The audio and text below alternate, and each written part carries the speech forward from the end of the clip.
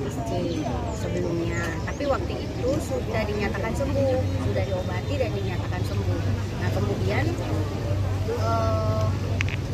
mungkin ya ada pikiran juga gitu ya, itu kan salah satu penyebab gitu. Dan memang di keluarga kita ada benih sakit kanker gitu dari nenek gitu, dari nenek.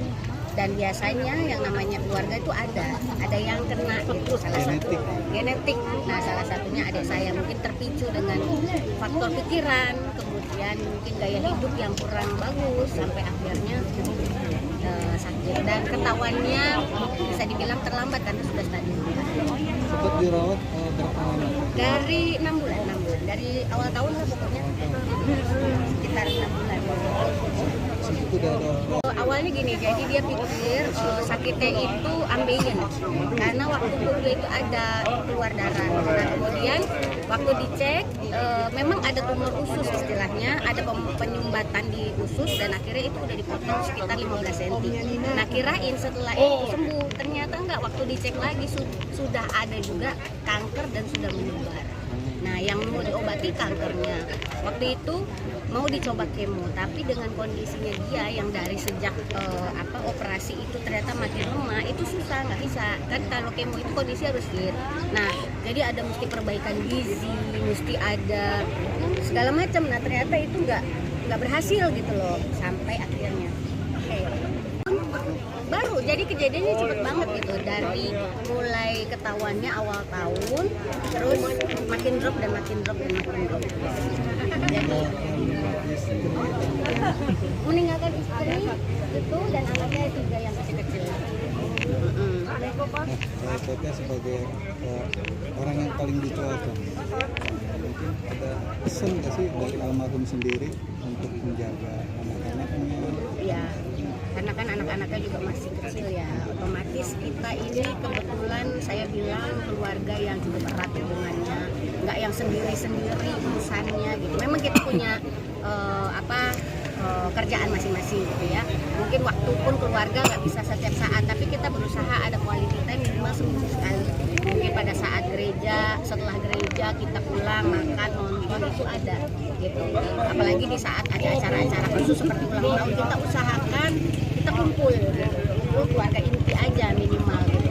Jadi ya saya yakin mungkin waktu itu belum tersebutkan sama dia, tapi saya yakin Jen adik saya itu menitipkan anak-anaknya yang masih kecil untuk kita perhatikan juga gitu. Karena saya pun ngerasain sebagai orang tua kan bagaimana anak-anak saya perlu butuh perhatian banyak kalau tidak ada bapaknya gitu.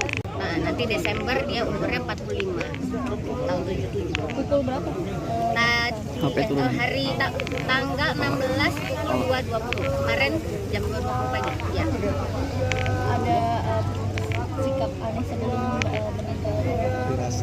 Bukan aneh sih gini ya, jadi kondisinya dia sudah di ruang semi ICU atau ruang pemantauan atau ruang observasi, jadi bisa dibilang agak diisolasi, jadi orang luar nggak boleh masuk, cuma keluarga yang boleh. Dan kita memang lihat bagaimana turun drastisnya dia, bagaimana gulanya turun terus, dan bagaimana tensinya turun terus, tapi dia berusaha untuk semangat gitu, dia berusaha untuk menyemangati kita. Bahkan dia pernah sempat ngomong gitu sama yang nemenin dia setiap saat ya, ayo aku udah sembuh, aku mau pulang, padahal susah nggak bisa bangun, kanan kiri udah diinfus tangannya, aku udah sembuh, aku mau pulang gitu.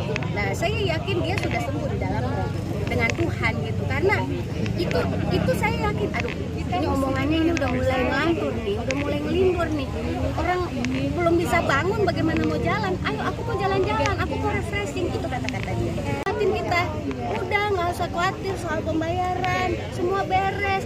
Mbak Tessa jelasin ini, semua udah beres. Mama jelasin, papa jelasin, jangan ada yang nangis lagi. Udah ya, udah beres ya, udah clear semuanya ya. Dia sempat ngomong gitu, meskipun ngomongnya tidak lantang seperti saya ya. Ngomongnya itu lemah sekali, tapi udah ya, udah beres kan. Udah nggak ada yang dipikirin lagi kan, udah nggak ada yang bingungin lagi kan. Dia ngomong gitu.